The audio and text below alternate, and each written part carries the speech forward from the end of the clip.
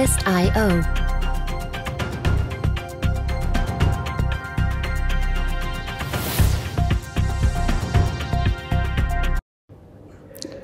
Assalamualaikum warahmatullahi wabarakatuh. Halo teman-teman semua, kembali lagi di Yuni Susilowati Educational YouTube channel.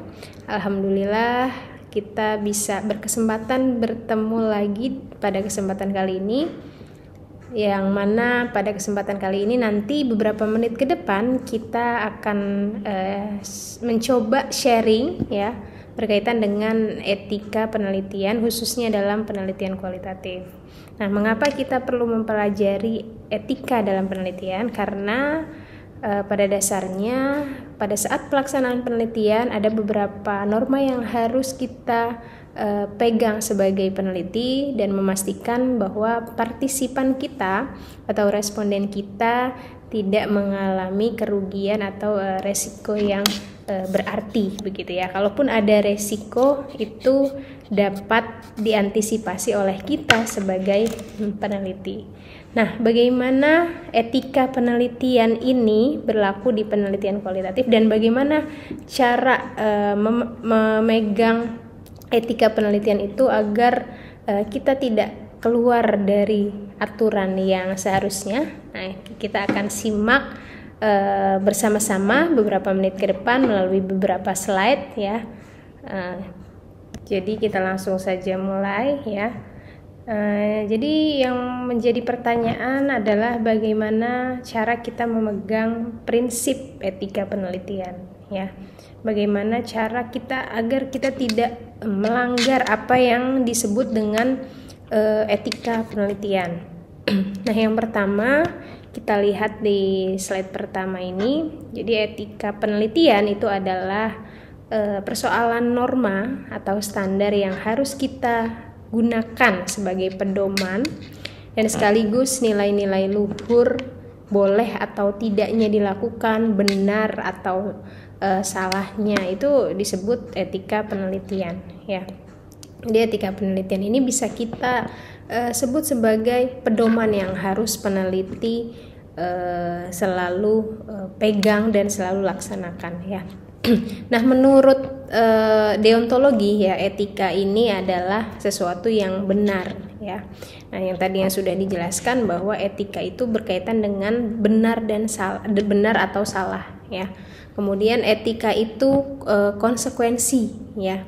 Jadi etika itu konsekuensi, maksudnya adalah yang membawa kebaikan bagi banyak orang. Jadi seharusnya etika yang dilaksanakan atau yang dipegang teguh itu akan menghasilkan atau membawa kebaikan bagi banyak pihak begitu ya.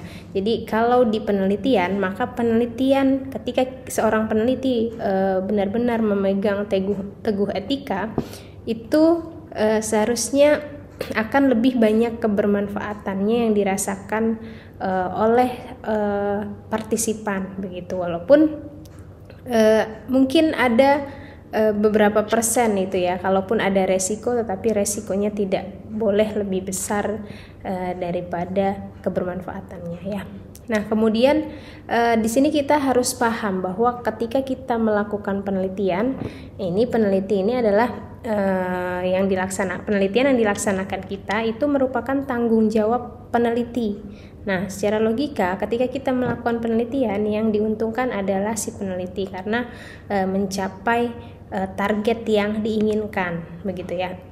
Nah, kemudian dalam melaksanakan tanggung jawab si peneliti itu tadi, nah kita ini berkaitan dengan mengasah kemampuan. Mengasah kemampuan apa? Ya, jadi peneliti bukan hanya bertugas wawancara, menggali keilmuan, tetapi juga ada beberapa kompetensi atau kemampuan yang bisa kita asah dari kegiatan meneliti itu. Yang pertama juga diantaranya kita bisa memahami perasaan gitu ya. Perasaan siapa? Perasaan partisipan, kemudian pemikiran, kemudian perilaku dengan berbagai cara. Nah, itu yang bisa kita asah saat kita melakukan penelitian ya, rasa empati kita begitu ya.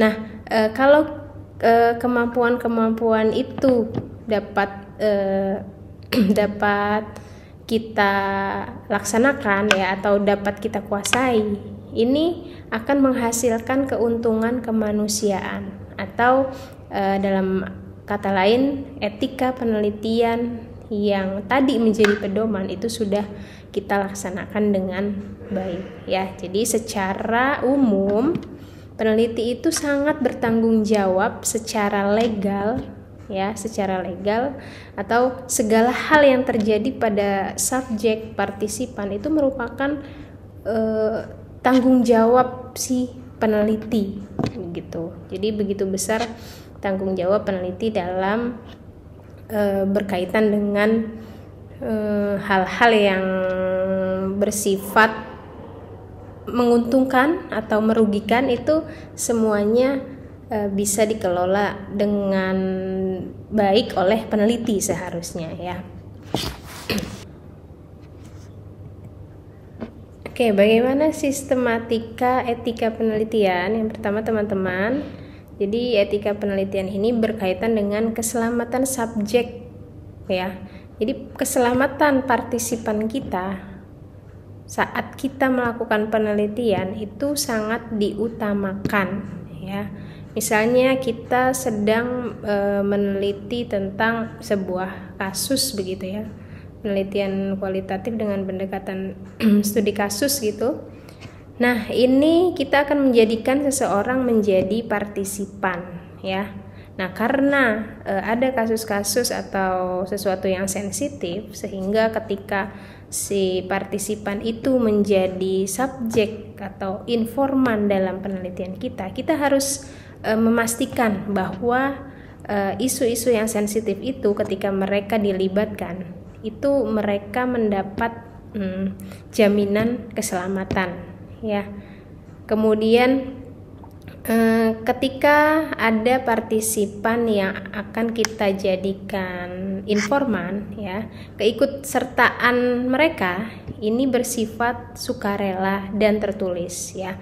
Sukarela di sini adalah berarti ketika kita sudah menjelaskan alur penelitian dari awal sampai akhir ya, dan mereka sudah mengetahui baik kebermanfaatan, resiko, nah itu mereka mengambil keputusannya secara sukarela. Artinya dalam ikut atau mau terlibat atau tidak terlibat itu sifatnya sukarela, kita tidak bisa memaksa. Dan ketika mereka sudah bersedia atau menyatakan dirinya bersedia untuk menjadi partisipan kita, itu harus ada pernyataan tertulis. Oleh karena itu sebelum peneliti itu melaksanakan penelitian yang jauh ke depan, itu harus ada yang namanya informed consent ya. Jadi informed consent itu harus diberikan, dijelaskan kepada calon partisipan kita. Nah, kemudian subjek berhak mengundurkan diri dari proses pengambilan data saat kita sebagai peneliti sudah mendapatkan data tertulis berkaitan dengan bersedianya partisipan kita untuk menjadi informan begitu. Maka ketika perjalanan penelitian ada sesuatu yang menyebabkan pikiran mereka terganggu atau apapun itu yang menyebabkan mereka memutuskan untuk mengundurkan diri, kita harus kita harus bersedia atau kita harus menerima keputusan mereka dan tidak boleh menahan. Dan kita tidak perlu tahu banyak ya, tidak perlu kita selidiki kenapa mereka seperti itu, kenapa mereka mengundurkan diri. Kita tidak perlu sampai sejauh itu ya. Ini merupakan hak responden. Kemudian penelitian adalah peneliti ini adalah orang-orang yang sudah berpengalaman melakukan penelitian. Jadi kalaupun peneliti pemula ya, maka ada supervisi dari peneliti senior yang berpengalaman. Artinya ketika kita melakukan penelitian, ketika kita peneliti profesional itu atau jam terbangnya sudah tinggi, yaitu lebih bagus ya, karena mungkin sudah berhadapan dengan berbagai macam pengalaman.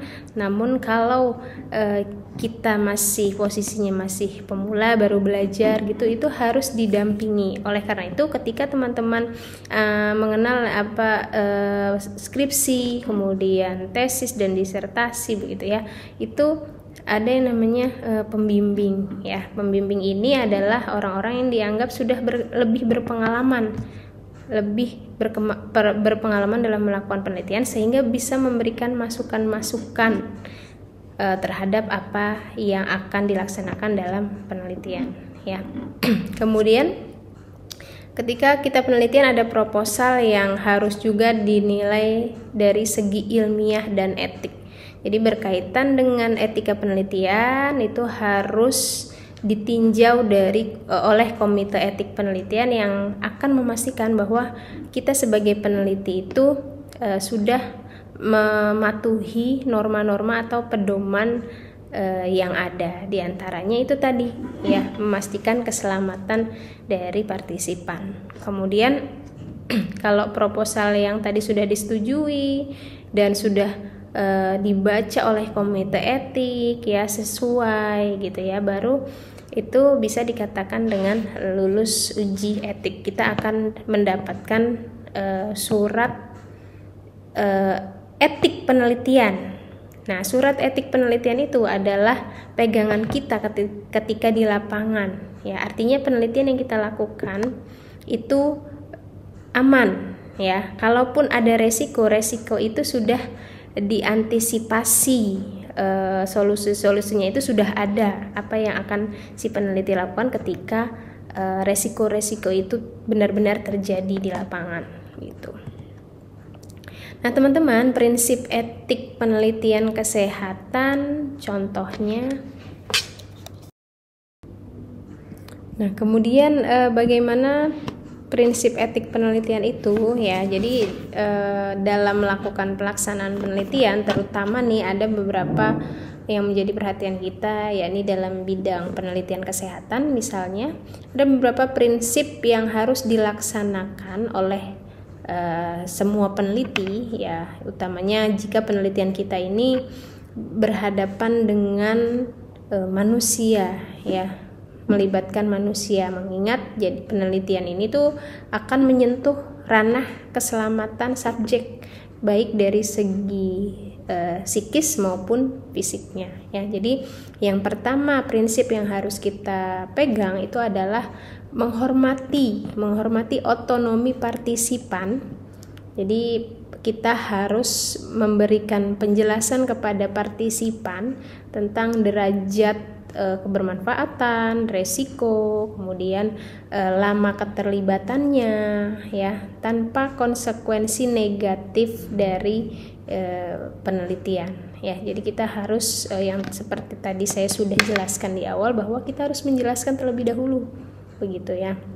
Kemudian yang kedua, mencegah, meminimalkan kerugian dan atau meningkatkan manfaat bagi semua partisipan.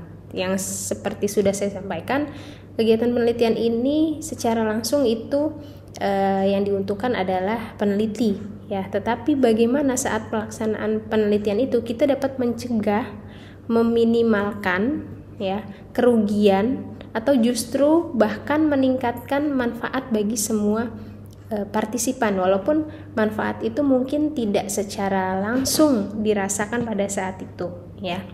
Nah kemudian poin ketiga, kita harus menghormati kepribadian partisipan, keluarganya, dan nilai yang berarti bagi partisipan. Artinya kita harus menghormati kepribadiannya, keluarganya, dan prinsip-prinsip yang dipegang teguh oleh partisipan. Kalaupun ada sesuatu yang kita gali informasinya tetapi tidak dapat kita dapatkan berkaitan dengan ada hal-hal prinsip yang tidak bisa kita masuk terlalu jauh di dalamnya, itu kita harus menghormati terhadap hal-hal yang seperti itu ya. Kemudian yang 4, memastikan bahwa keuntungan dan akibat dari penelitian yang kita lakukan terdistribusi secara seimbang ya. Kalaupun ada resikonya, itu resikonya itu sudah dipertimbangkan antisipasinya apa, begitu. Nah, kemudian ada beberapa hal yang dapat menyebabkan pelanggaran etika itu terjadi. Di antaranya adalah peneliti mengabaikan etika penelitian yang telah diketahui. Jadi menganggap bahwa apa yang dilakukan selama ini, apa yang dilakukan saat penelitian itu sah-sah saja. Begitu ya, contohnya tidak adanya bukti tertulis bahwa si partisipan ini bersedia, begitu ya. Kemudian tidak memberikan penjelasan di awal bagaimana pelaksanaan penelitian itu akan berlangsung. Itu disebabkan oleh abainya kita terhadap hal-hal yang tadi sudah dijelaskan di depan. Itu menjadi salah satu penyebab pelanggaran etika. Kita tidak memegang teguh ya, kita mengabaikan. Kemudian ketidaktahuan peneliti bahwa apa yang dilakukan melanggar etika penelitian ya. Jadi ini adalah hal yang wajar ketika kita melakukan kesalahan karena ketidaktahuan. Tetapi poin yang pertama itu adalah hal yang sangat disayangkan, apalagi kita sebagai seorang peneliti ya, yang sudah mengenyam pendidikan, bahwa sesuatu yang kita langgar itu adalah sebenarnya sesuatu yang sudah kita ketahui, itu adalah sesuatu hal yang disayangkan ya. Kemudian adanya tekanan. Jadi pelanggaran etika itu bisa terjadi mungkin kalau ada tekanan baik internal maupun eksternal. Contohnya ketika kita melaksanakan penelitian ya, kita melaksanakan penelitian dengan rentang waktu yang seharusnya membutuhkan waktu yang lama, tetapi kita ada beberapa kendala yang membuat kita kehabisan waktu atau kekurangan waktu dalam melaksanakannya, sehingga dalam hal ini tekanannya adalah tekanan waktu ya dan tuntutan ya. Itu kita secara tidak sadar melakukan pelanggaran itu ya. Contohnya karena kita diburu waktu, akhirnya kita menjadikan siapapun sebagai partisipan tanpa menjelaskan terlebih dahulu, begitu ya, tanpa memikirkan apakah mereka sebenarnya bersedia atau tidak. Yang penting kita dapat data, begitu ya. Nah, itu termasuk dalam sebuah tekanan yang menyebabkan kita melanggar etika. Kemudian, berkaitan dengan tadi yang saya sampaikan, kebersediaan partisipan dalam menjadi partisipan kita, itu di awal kita harus punya informed consent ya, kita harus menjelaskan ya. Jadi kalau misalnya dalam bentuk wawancara, kita harus menjelaskan terlebih dahulu, kemudian ada dokumen yang ditandatangani, begitu ya. Kalau partisipannya anak-anak, kita perlu meminta persetujuan dari orang tuanya ya. Kalau partisipannya remaja dan mereka sudah paham begitu ya tentang aktivitas, maka cukup di persetujuan itu cukup di anaknya saja ya. Tapi kalau usia-usia di TK, PAUD, SD yang memerlukan persetujuan orang tuanya, itu kita perlu meminta izin pada orang tuanya. Nah, ini apa saja yang diinformasikan, diantaranya tujuan dan pelaksanaan penelitian, kemudian segala resiko yang kemungkinan akan muncul setelah mengikuti eksperimen, kemudian setelah itu subjek secara sukarela dan tanpa paksaan menandatangani surat informed consent. Nah, kemudian menghormati dan menghargai harkat martabat manusia sebagai subjek penelitian. Nah, ini yang tadi poin awal ya. Jadi haknya apa saja, mendapatkan informasi yang jelas tentang manfaat dan resiko, kemudian kebebasan menentukan pilihan. Jadi jangan digiring mereka itu harus harus mau gitu. Ketika kita meneliti di sekolah ya dengan siswa, itu kita jelaskan bahwa penelitian ini tidak ada kaitannya dengan urusan akademik, sehingga mereka lebih punya kebebasan untuk menentukan apakah mereka memutuskan mau atau tidak mau. Kemudian menghormati privasi dan kerahasiaan. Jadi peneliti ini bertanggung jawab atas perlindungan privasi.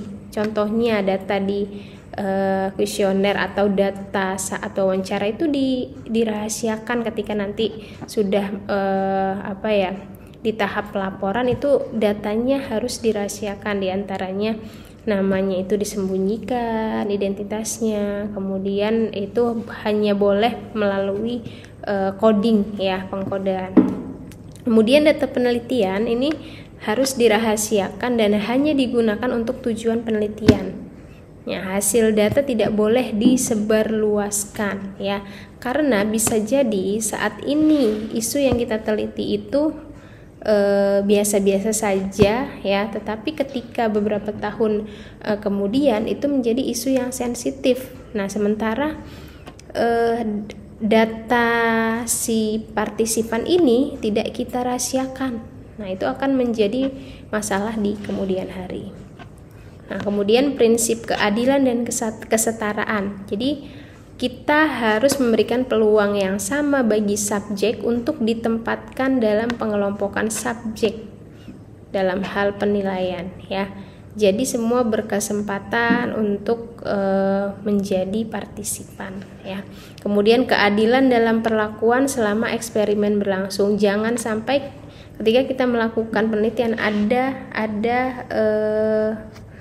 perlakuan yang berbeda antara mungkin yang perempuan dengan yang laki-laki, atau antara yang kita lebih melayani yang menurut kita good looking begitu ya. Itu tidak boleh. Jadi semua harus mendapat perlakuan yang sama begitu. Kemudian memperhitungkan dampak positif dan negatif dari penelitian ya. Jadi kita sebagai peneliti dapat meminimalisir dampak negatif atau resiko penelitian ya. Jadi misalnya ada timbulnya sakit psikis gitu ya, stres akibat pertanyaan-pertanyaan kita, atau bahkan luka ya, atau kalau dalam penelitian kesehatan bahkan kematian. Itu kita harus meminimalisir hal-hal yang seperti itu ya. Dengan cara apa? Ada antisipasinya. Jadi kita harus menyediakan tindakan antisipatif dalam penelitian kita ya. Misalnya ketika kita melakukan penelitian berkaitan dengan kalau kesehatan ya, misalnya itu ada klinis ya, sangat klinis, itu kita harus menyediakan tindakan antisipatif, contohnya menyiapkan dokter atau menyiapkan jaminan kesehatan begitu. Kemudian mempersiapkan tindakan penanganan jika terjadi hal-hal yang merugikan, misalnya sakit contohnya ya, harus ada dokter, obat gitu. Kalau trauma harus ada konseling begitu ya, kita menyediakan jasa konseling begitu. Nah, ini adalah bentuk pelanggaran etika penelitian yang secara gamblang tidak akan saya bahas pada kesempatan kali ini, tapi di kesempatan berikutnya. Di antaranya adalah bentuk pelanggaran etika ada rekaan, plagiarisme, autoplagiarisme, kegagalan, falsifikasi data, kemudian pemerasan dan eksploitasi tenaga peneliti ya, dan injustice, ketidakadilan. Kemudian sanksinya apa sih ketika kita melakukan pelanggaran etika ya? Di antaranya teguran, itu yang paling ringan ya, kemudian peringatan, sanksi pidana, denda ya. Kemudian yang paling parah itu adalah yang paling berat ya, itu adalah sanksi sosial. Jadi sanksi sosial itu masih menjadi sanksi yang paling berat dibandingkan sanksi-sanksi lainnya begitu. Nah, begitu tadi ya beberapa slide yang dapat saya sampaikan, saya coba sharing. Jika teman-teman ada pendapat atau pertanyaan, silahkan ditulis di kolom komentar ya. Kita akan coba jawab dan kita akan berdiskusi ya berkaitan dengan memegang etika penelitian itu seperti apa ya. Oke teman-teman, terima kasih banyak ya yang sudah menyimak. Kita ketemu lagi di lain kesempatan dengan pembahasan yang berbeda. Sukses selalu untuk teman-teman, sehat semua, jangan lupa bahagia. Terima kasih banyak. Wassalamualaikum warahmatullahi wabarakatuh.